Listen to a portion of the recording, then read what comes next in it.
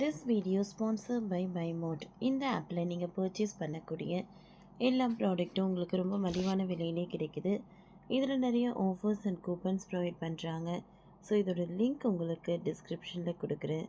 தேவைப்பட்டவங்க use பண்ணி பாருங்கள்.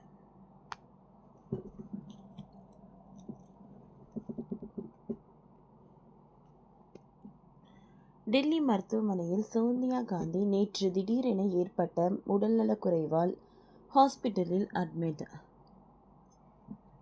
காங்கிரஸ் மூத்த தலைவர் சோனியா காந்தி திடீரென சற்று நேரத்திற்கு முன்பு மருத்துவமனையில் அனுமதிக்கப்பட்டுள்ளார் என்று அவர் வயிற்று வலி காரணமாக மருத்துவமனையில் அனுமதிக்கப்பட்டுள்ளதாக தகவல் வெளியாகியுள்ளது.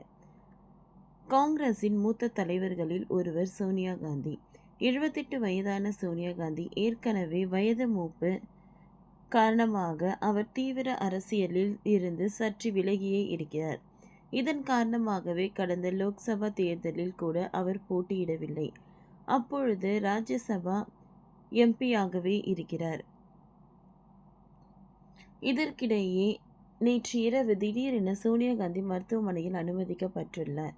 வயிற்றுவலி காரணமாக டெல்லியில் உள்ள தனியார் மருத்துவமனையில் சோனியா காந்தி அனுமதிக்கப்பட்டுள்ளார்.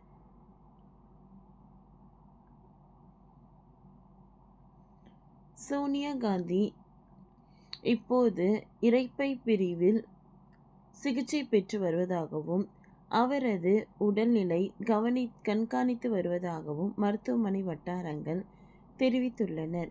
சோனியா காந்தி உடல் நலம் சீராகி விரைவில் டிஸ்சார்ஜ் ஆக வேண்டும் என காங்கிரஸ் தொண்டர்கள் சமூக வலைதளங்களில் பதிவிட்டு வருகின்றனர்.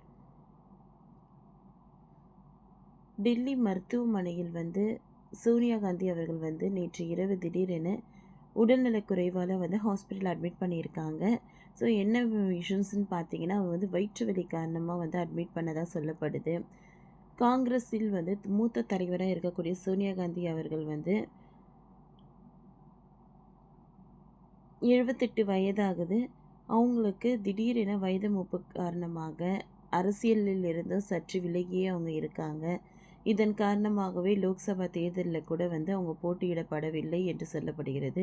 இப்பொழுதும் கூட ராஜ்யசபா எம்பியாகவே அவர் இருக்கிறார் என்று தகவலும் வெளியாகி இருக்கிறது. இந்த சூழ்நிலையில் திடீரென நேற்று இரவு அவங்களுடைய உடல்நிலை காரணமாக ஹாஸ்பிட்டலில் மருத்துவமனையில் அனுமதிக்கப்பட்டிருக்காங்கன்ட்டும் நமக்கு தெரிய வந்திருக்கு. அவங்க இன்னும் நல்ல முறையில் அவங்க வீட்டுக்கு திரும்பணும் அப்படின்னு சொல்லிட்டு அவர்களுடைய தொண்டர்களும் கூட சமூக வலைத்தளங்களில் பதிவுகளை பதிவிட்டு வருகிறார்கள்.